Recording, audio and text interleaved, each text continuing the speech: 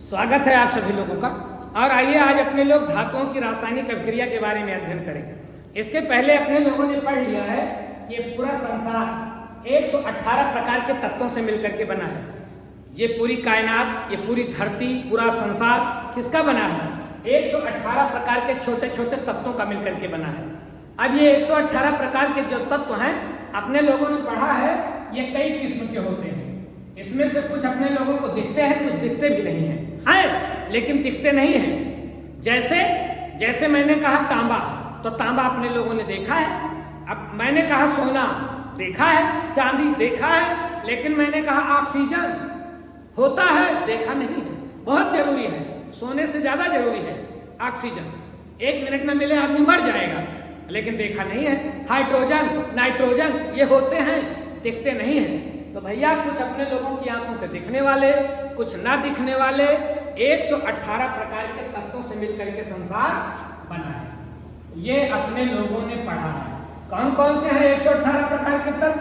इसमें कुछ तो धातुएं हैं, कुछ अधातु हैं, कुछ उपधातु हैं और कुछ अक्रिय तत्व हैं। 118 तत्वों में से कुछ अक्रिय हैं, किसी से उनका कोई मतलब नहीं है। इसके पहले अपने लोगों ने इसको पढ़ लिया है कि अक्रिय तत्व कौन से होते हैं। कुछ उपधातुएं होती हैं, धातु का भी गुण रखती हैं, अधातु का भी गुण रखती हैं। अधातुएं वो होती हैं जो विद्युत धारा की सुचालक नहीं होती, जो पीटने पर बढ़ती नहीं है। कई लक्षण हैं, अपने लोगों ने पढ़ लिया है। और धातुएं वो होती हैं जो धनी होती हैं, जो इलेक्ट्रॉन देती हैं। अधातुएं कौन सी होती हैं? जो इलेक्ट्रॉन लेती हैं। तो धातुएं पीटने पर बढ़ती हैं, धातुओं में तन्यता होती है, धातुओं की अपनी विशेष चमक होती है। ऐसे लक्षण वाला कोई भी तत्व दिखाई पड़े, धातु है। तो ये 4 प्रकार के तत्व हैं 118 में। इन्हीं से पूरा संसार बना हुआ है।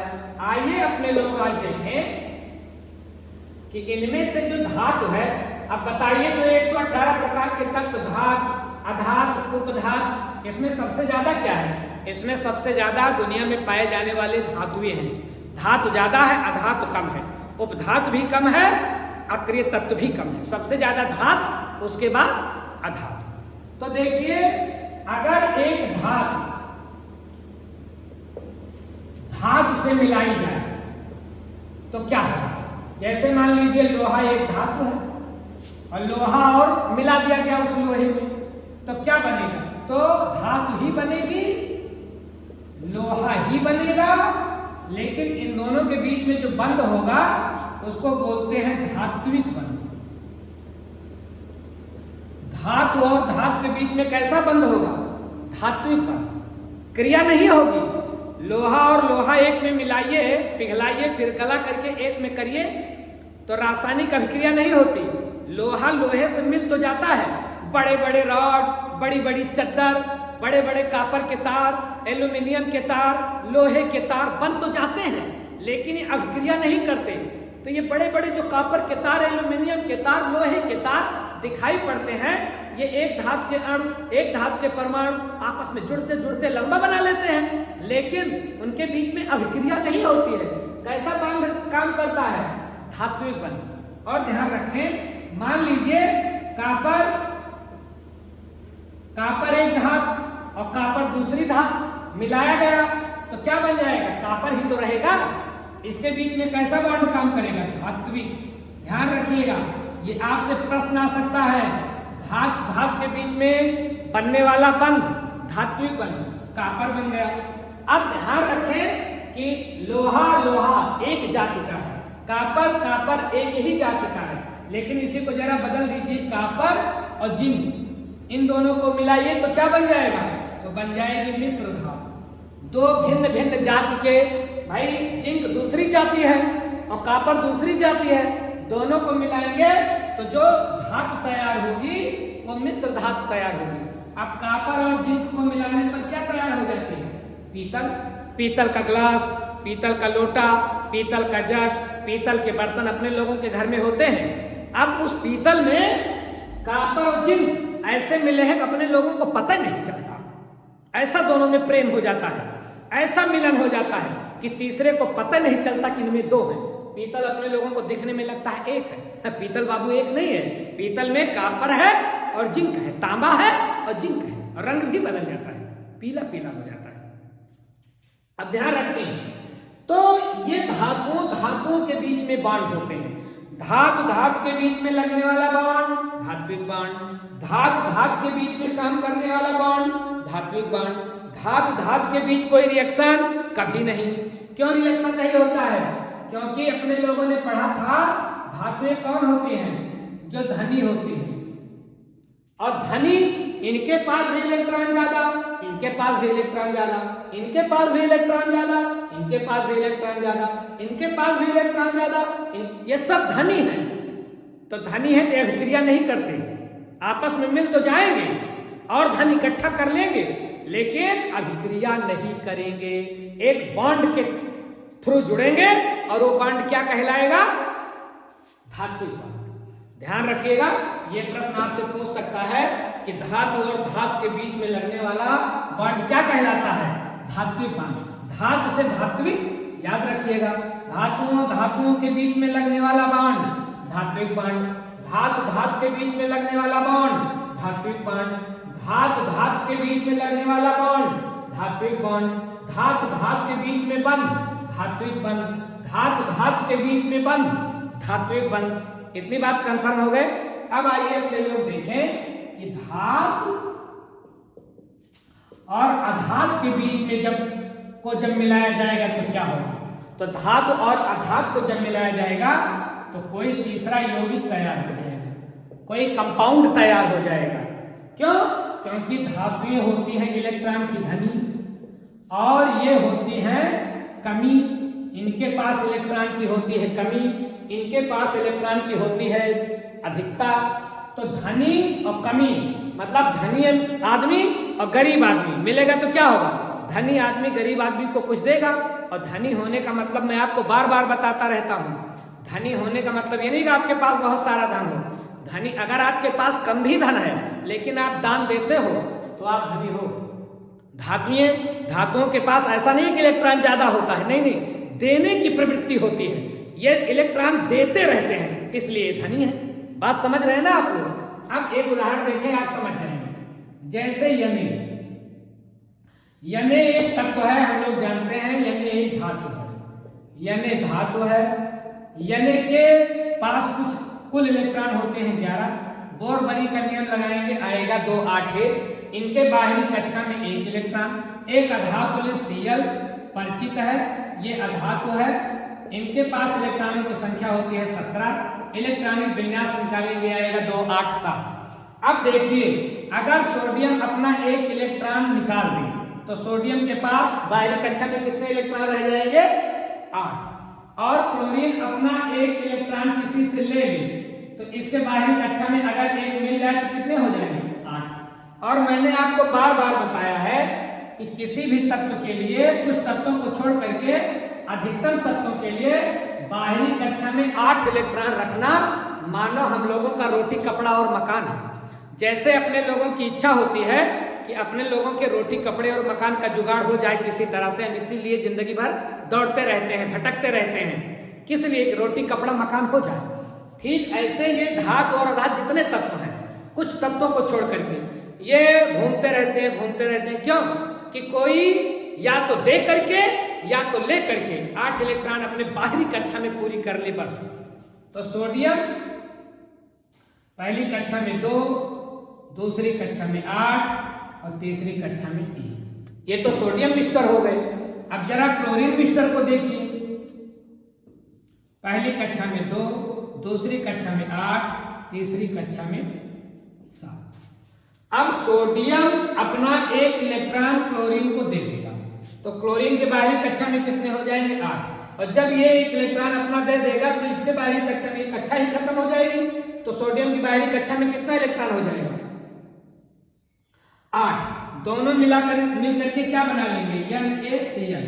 अब Na चूंकि एक इलेक्ट्रॉन देगा इसलिए Na हो जाएगा प्लस, और क्लोरीन एक इलेक्ट्रॉन लेगा इसलिए क्लोरीन हो जाएगा रेड। तो देखिए, सोडियम ने एक इलेक्ट्रॉन दे करके बना लिया सोडियम धन है, और क्लोरीन ने एक इलेक्ट्रॉन लेकर के बना लिया सोडियम ऋण है। देखिए सोडियम धन आयन और सोडियम ऋण आयन। तो चूंकि ये जो धातु सोडियम आधात क्लोरीन इन दोनों के बीच में NaCl बना और एक धातु है दूसरा अधातु है, इसने इलेक्ट्रॉन दिया इसने इलेक्ट्रॉन लिया, तो इन दोनों के बीच में क्या बना? आयन बना, क्लोरीन आयन सोडियम आयन। इसलिए भैया इसको बोलते हैं आयनिक बंध। धातु और धातु के बीच में धातु और धातु के बीच में धात्विक बंध, लेकिन धातु और अधातु के बीच में आयनिक बंध। क्यों आयनिक बंध? क्योंकि ये आयन बनाते हैं, धातु आयन अधातु आयन। अधातु लेकर के आयन बनाता है, धातु दे करके आयन बनाते हैं। तो चूंकि आयन बनाते हैं इसलिए कैसे बंद होंगे इनके दोनों के बीच में? आयनिक बंध।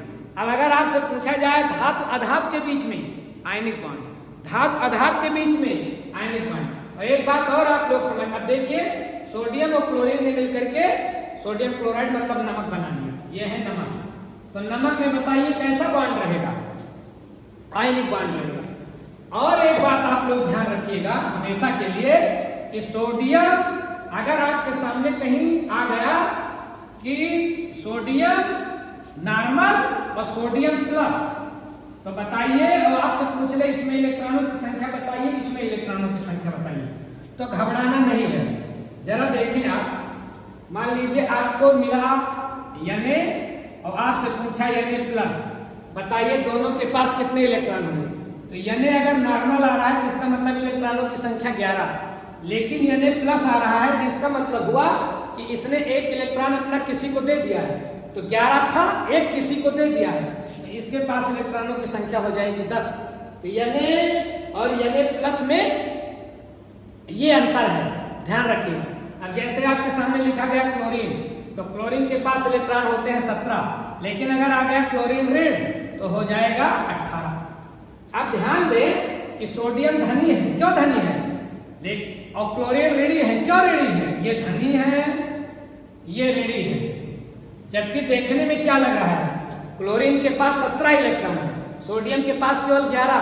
देखने में तो लग रहा है सोडियम गरीब है, इनके पास 17 है, इनके पास 11 है, इनके पास ज्यादा धनी इनको होना चाहिए ना। मैंने आपको बताया धनी वो नहीं होता जिसके पास धन ज्यादा होता है, धनी तत्व वो नहीं होते जिनके पास इलेक्ट्रॉन ज्यादा होते हैं, बल्कि धनी तत्व वो होते हैं जो इलेक्ट्रॉन देने की प्रवृत्ति रखते हैं। तो सोडियम इलेक्ट्रॉन देने की प्रवृत्ति रखता है और क्लोरीन इलेक्ट्रॉन लेने की प्रवृत्ति रखता है, इसलिए क्लोरीन ऋणी होगा और सोडियम धनी होगा। मतलब धातु जो है वो धनी होती है और अधातु जो है वो ऋणी होती है। सोडियम इलेक्ट्रॉन देता है, ये दाता कहलाता है, क्लोरीन लेता है, ये ग्राही कहलाता है। इतनी बात समझ गए? और दोनों के बीच में जो बॉन्ड बनेगा वो आयनिक बॉन्ड। तो धातु और अधातु के बीच में आयनिक बंध, धातु और अधातु के बीच में आयनिक बंध, धातु धातु के बीच में धात्विक बंध। एक यौगिक और देख लें, उसके बाद फिर आगे देखें। एक यौगिक देखें MgO। अब MgO, Mg के पास इलेक्ट्रॉन होते हैं 12, इनका इलेक्ट्रॉनिक विन्यास निकालोगे आएगा 2 8 2। और O का के पास इलेक्ट्रॉन होते हैं 8, इनका इलेक्ट्रॉनिक विन्यास निकालोगे आएगा 2 6। अब बताइए क्या क्या हो कि दोनों के बाहरी कक्षा में 8 इलेक्ट्रॉन हो जाए? मैग्नीशियम अपना 2 इलेक्ट्रॉन ऑक्सीजन को दे दे, तो ऑक्सीजन के पास कितने इलेक्ट्रॉन हो जाएंगे? 8। और अगर 2 अपना ये दे देगा तो इसके बाहरी कक्षा में कितने इलेक्ट्रॉन हो जाएंगे? 8। और मैंने आपको बताया कि धातुओं के लिए या किसी तत्व के लिए 8 इलेक्ट्रॉन बाहरी कक्षा में होना रोटी कपड़ा और मकान की व्यवस्था करना है। तो इसने 2 इलेक्ट्रॉन दे दिया। अब Mg के बाहरी कक्षा में है 2, ऑक्सीजन के बाहरी कक्षा में है 1 2 3 4 5 6, ये 2 इनको दे देगा, 2 इनको दे देगा, ये 2 ले लेंगे, दोनों के बाहरी कक्षा में 8 इलेक्ट्रॉन हो जाएंगे, बन जाएगा MgO। और इनके बीच में जो बॉन्ड काम करेगा वो कौन सा बॉन्ड होगा? Ionic bond. Mg अपना 2 इलेक्ट्रॉन दे करके क्या बनाएगा? Mg+2। और ऑक्सीजन 2 इलेक्ट्रॉन लेकर के क्या बनाएगा? ऑक्सीजन ऋण आयन, ये मैग्नीशियम धन आयन। तो आयन बना रहा है ना, धातु अधातु से मिलकर के आयन बना रही है। इसलिए इनके बीच का बंध क्या कहलाएगा? आयनिक बंध। धातु अधातु आयनिक बंध, धातु अधातु आयनिक बंध, धातु और धातु धात्विक बंध, धातु और धातु धात्विक बंध, धातु और अधातु आयनिक बंध। इतनी बात समझ गए। अब आइए अपने लोग देखें कि ये जो आयनिक यौगिक होते हैं इनके कौन कौन से गुण होते हैं, ये भी देख लें। कभी कभी आपसे आयनिक यौगिकों का गुण भी पूछ लेता है। तो आयनिक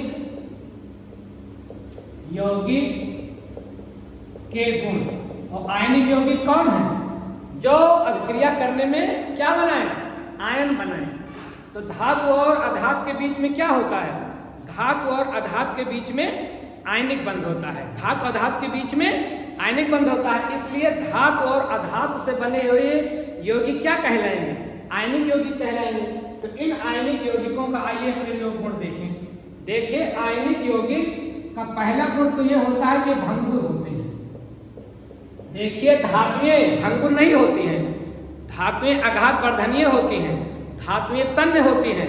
धातु पर आप हथौड़ा मारोगे, धातु बिखरेगी नहीं, बढ़ेगी। और जो हथौड़ा मारने पर बिखर जाए, कार्बन सल्फर हथौड़ा मारोगे बिखर जाएंगे, ये अधातु हैं। लेकिन जब धातु और अधातु दोनों मिलते हैं, जैसे नमक, अब नमक पर पुराने जमाने वाला नमक, बड़का खड़ा नमक, टुकड़े वाला नमक, उस पे हथौड़ा मारो बिखर जाएगा। मतलब आयनिक यौगिक क्या होते हैं? भंगुर होते हैं, चोट मारने पर बिखर जाते हैं। अब देखिए, धातु का गुण होता है चोट मारने पर बढ़ना, और अधातु का गुण होता है चोट मारने पर बिखर जाना।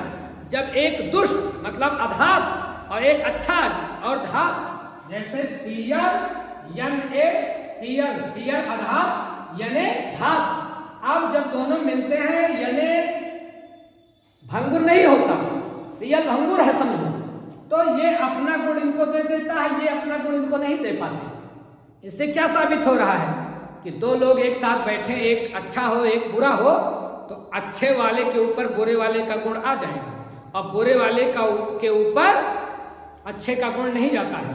ध्यान रखिएगा, इससे यही साबित हो रहा है। तो आयनिक यौगिक कैसे होते हैं? आयनिक यौगिक होते हैं भंगुर। दूसरा ध्यान रखें कि आयनिक यौगिक का गलनांक और क्वथनांक, आयनिक यौगिक का गलनांक और क्वथनांक उच्च होता है। मतलब ये क्योंकि इनके बीच में बॉन्ड बना होता है ना, क्रिया करते हैं ना, तो ये पिघलाने पर जल्दी से पिघलते नहीं, उबाले जाने पर जल्दी से उबलते नहीं। बहुत ऊंचे तापमान पर नमक आदि को हम पिघला सकते हैं। कंफर्म हो रहे हैं ना? तो इनका क्वथनांक और इनका गलनांक बहुत उच्च होता है। और ध्यान रखें, आयनिक यौगिक विद्युत धारा के